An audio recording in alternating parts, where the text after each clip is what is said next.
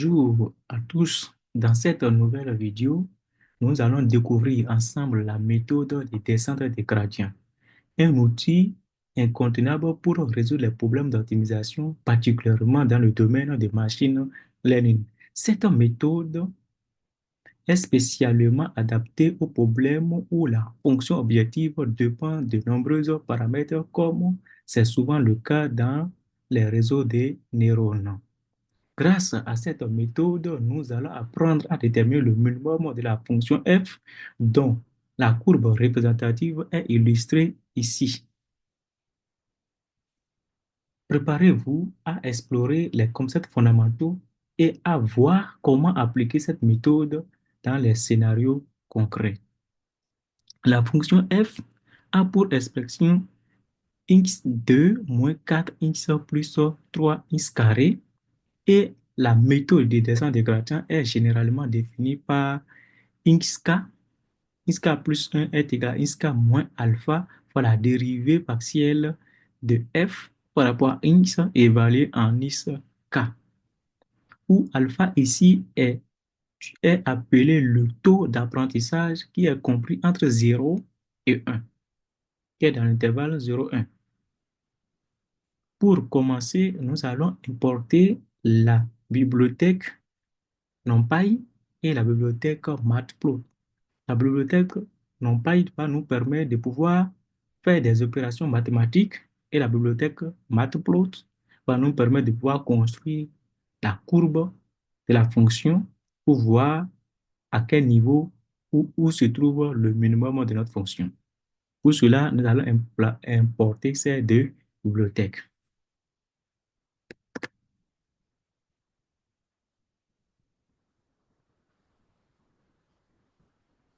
Nous venons d'importer ces deux bibliothèques.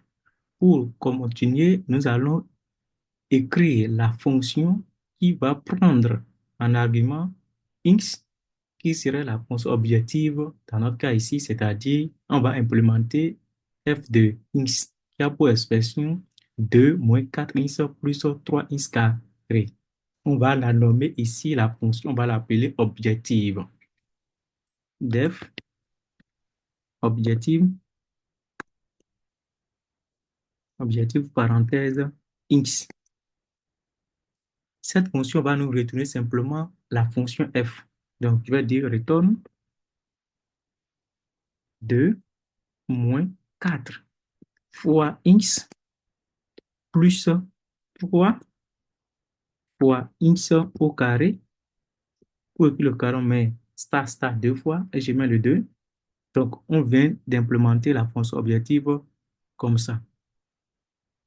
Donc, après la fonction objective, nous allons implémenter la dérivée de la fonction f.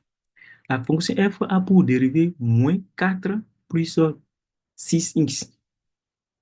Donc, on va l'appeler cette dérivée-là par dérivée. Def, dérivée, parenthèse, il va prendre simplement le x et nous retourner l'expression. Deux points, return, moins 4 plus 6 fois x. On va tester, je vais l'appeler par dx égale return serait égal ici, ça, égal à la dérive de x. Je compile, très bien. Après avoir implémenté la dérivée de la force f, nous allons implémenter maintenant la méthode de descente des gradients qui a pour expression x moins alpha fois la dérivée de f évaluée en xk. Donc, je vais l'appeler par descente des gradients. Def descente gradient,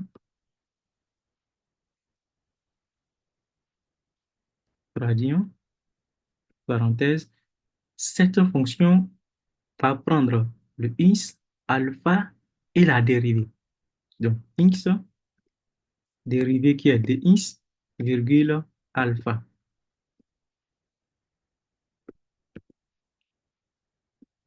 et il va nous retourner l'expression de notre de ins k plus un.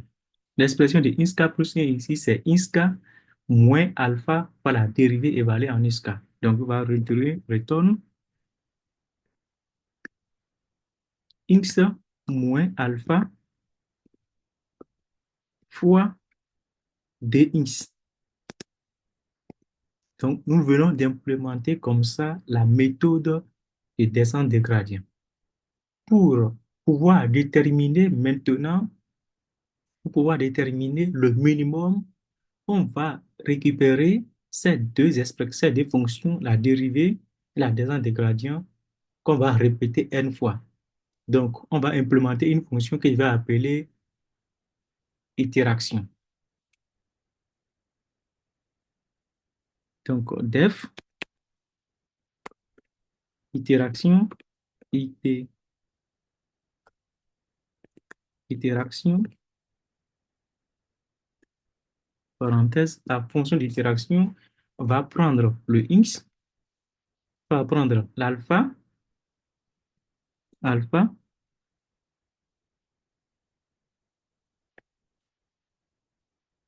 alpha, ça va prendre à quel moment nous devons arrêter. La tolérance ici que je vais appeler epsilon. Epsilon,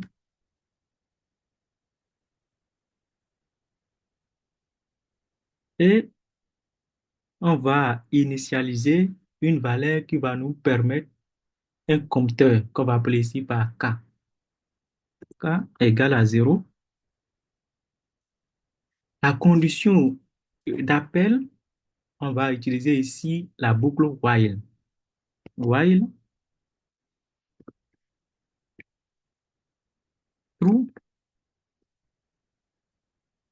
deux points. Ici, là, maintenant, nous allons appeler la dérivée.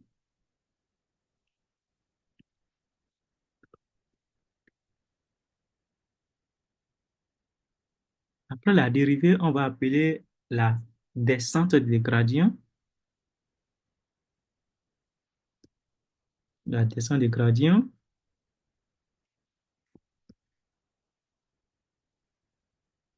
La descente des gradients va nous retourner ISK plus 1. Donc, je vais l'appeler ici par IS. Après ça, nous allons indiquer maintenant la condition, à quelle condition notre boucle va s'arrêter. On va dire if notre boucle va s'arrêter lorsque la norme de la dérivée partielle est plus petite que la tolérance. Donc, on va dire if np.line algèbre point norme, c'est-à-dire la norme vectorielle, parenthèse, on va indiquer la dérivée ici, c'est ça qui est dx. Si c'est plus petit que epsilon, si c'est plus petit que notre epsilon, il s'arrête. Deux points. Pour arrêter, on va utiliser break. Break.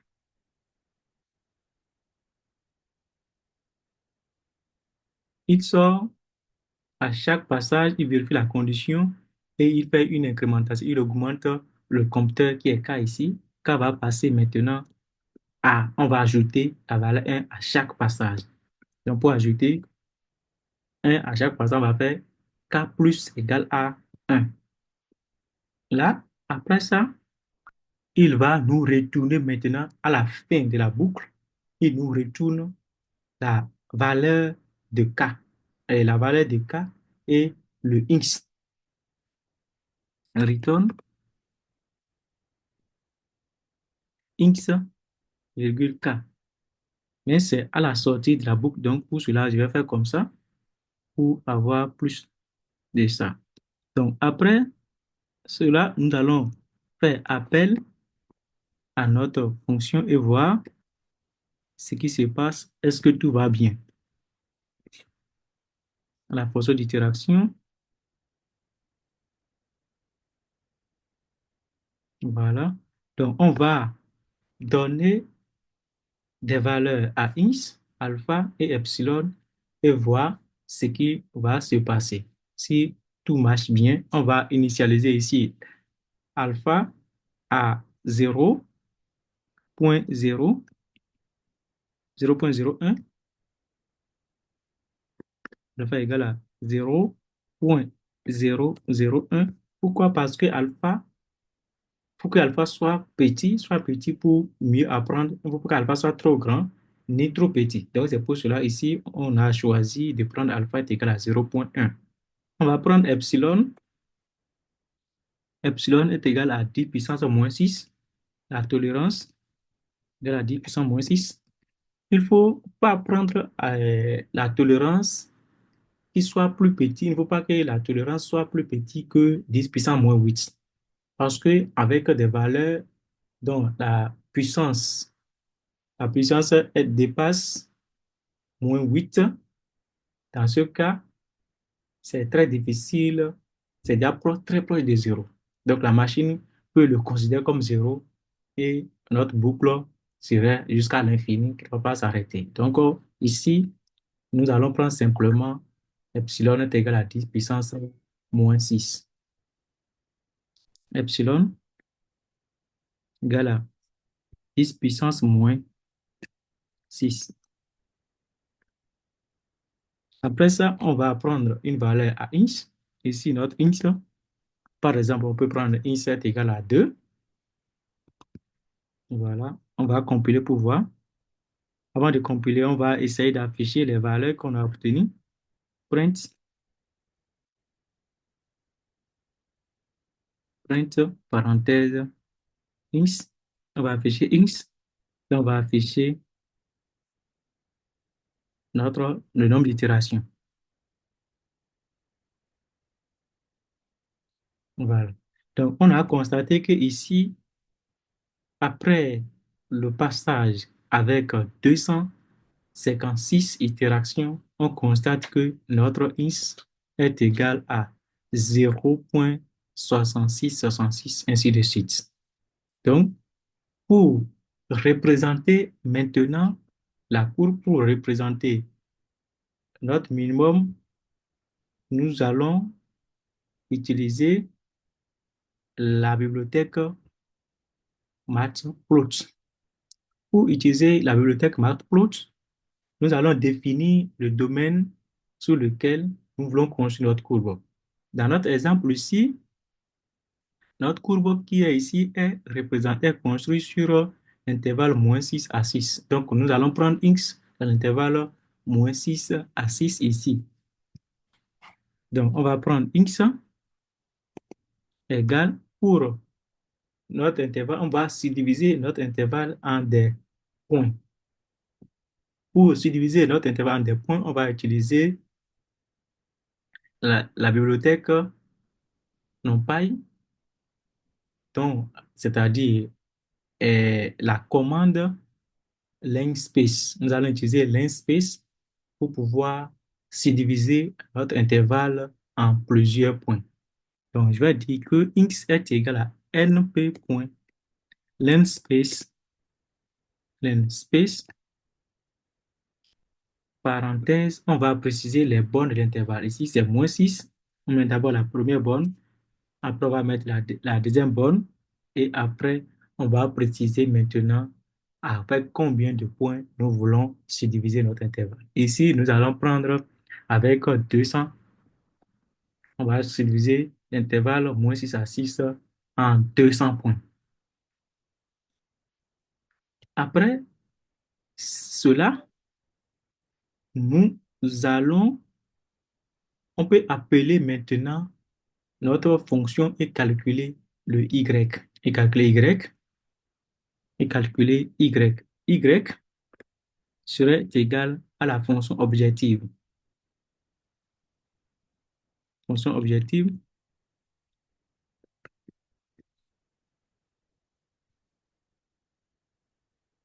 voilà. Donc, pour représenter maintenant la courbe f de x, nous allons d'abord définir le repère. Pour définir le repère, on va utiliser la commande ptl.figure parenthèse fig size. On va indiquer quelle serait la longueur, c'est-à-dire la longueur de la longueur de l'abscisse et la longueur de l'ordonnée. Donc, on va dire ptl.figure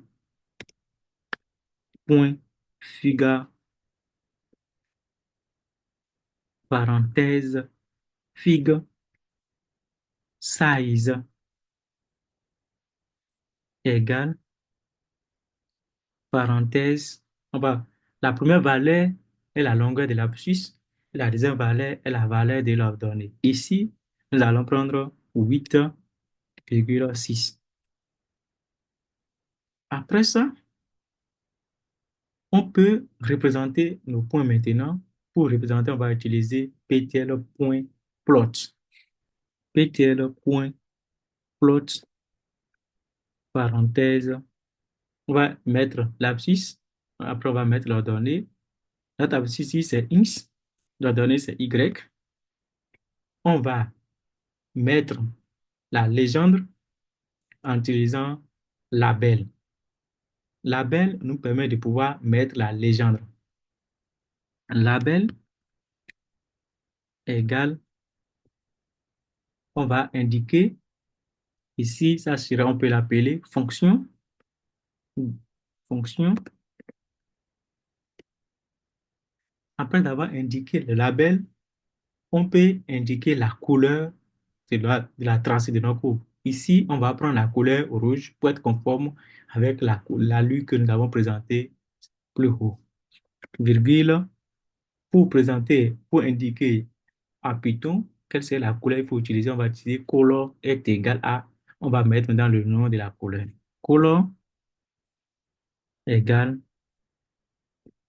ici, on a dit la couleur rouge. La couleur rouge en Python est représentée par red. Red. Après ça, on va s'intéresser maintenant à indiquer l'axe des abscisses et l'axe des ordonnées. Pour dire l'axe des abscisses, on écrit ptl.ins et on indique maintenant qu'est-ce qu'on veut mettre dans l'axe des abscisses. Donc, ptl.ins label parenthèse x. C'est-à-dire, on dit que x c'est l'axe des abscisses. On va faire la même chose aussi pour l'axe des ordonnées. On va remplacer le x par y.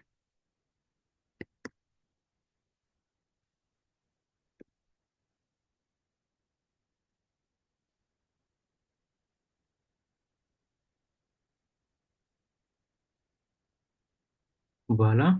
Après ça, on peut mettre maintenant le titre ptl. Pour mettre le titre, c'est ptl.title. Title. Title, parenthèse. On peut mettre notre titre ici comme la méthode de descente des gradients. La méthode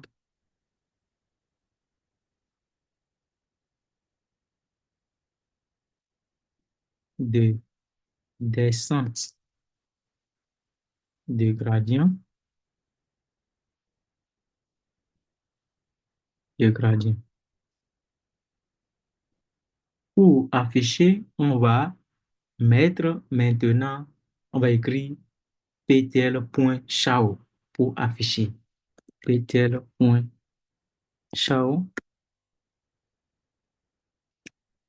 parenthèse, et nous pouvons compiler, voir si tout va bien. Voilà. Voilà notre cours qui est représenté comme ça, mais la légende n'est pas affichée parce que je n'ai pas ajouté l'option légende. Donc, je vais ajouter ça dedans. ptl.légende parenthèse, et maintenant la légende va s'afficher. Voilà la légende qui est affichée là, qui a mis fonction.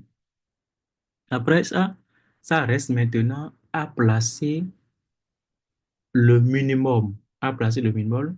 Pour placer notre minimum, nous allons faire appel à la fonction itération.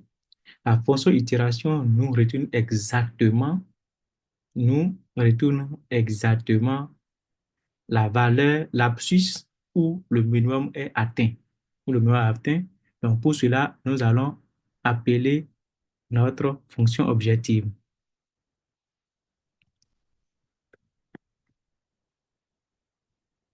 Voilà, je le mets là.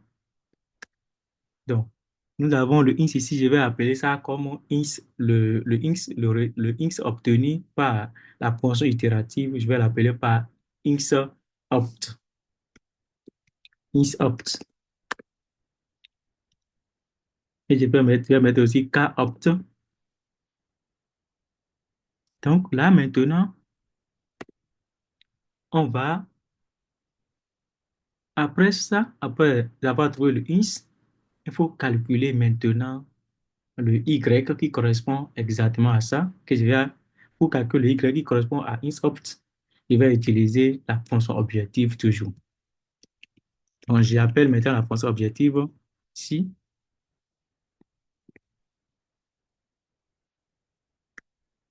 Donc, ici, c'est int_opt qu'il faut mettre là. Et au niveau des y, je vais mettre aussi y_opt.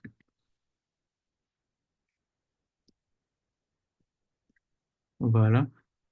Donc, il nous reste simplement à placer le point minimum sur la courbe. Pour placer le point minimum sur la courbe, on va utiliser scanter. ptl point scatter, scatter parenthèse, on va préciser x et après on va préciser le y. Voilà. Nous allons indiquer avec quelle couleur cela serait représenté. On va préciser la couleur. Nous allons préciser la couleur de ça ici. Pour préciser la couleur, on va utiliser toujours color. Color égale. Nous allons utiliser haute couleur. Ici, je préfère prendre la couleur bleue. La couleur bleue, c'est blue. Donc, le blue commence par la lettre B. Donc, ça va mettre un petit b. Voilà. Après ça, nous allons compiler et voir si tout marche bien. Il serait mieux aussi d'augmenter la légende. Donc, je vais compléter la légende ici. Donc, pour mettre la légende, on a dit que c'est les labels qu'il faut utiliser. Label, l'option label égale crochet, virgule ici. Donc, le label ici, pour faire référence, je vais l'appeler par minimum. Minimum. Voilà. Et je vais compiler maintenant et voir la courbe. Voilà. Donc, voilà le minimum qui est placé ici. Le minimum de cette fonction de la fonction que nous voulons déterminer est là qui est placé en bleu. Donc, c'est la fin de notre présentation. En conclusion, la méthode de descente des gradients est un outil pour résoudre le problème d'optimisation, notamment en machine learning. Merci d'avoir suivi cette vidéo et n'hésitez pas à poser vos questions en commentaire et à vous abonner pour plus de contenu. Merci et à la prochaine.